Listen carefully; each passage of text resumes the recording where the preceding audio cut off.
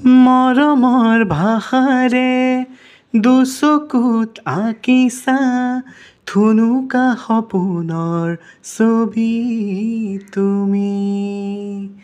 নিৰাশাৰ আন্ধাৰত অকলে আছো মই, আশাৰে চাকিতি জ্বলালা তুমি।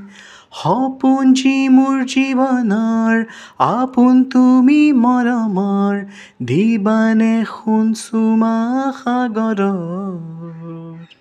দুচকুতে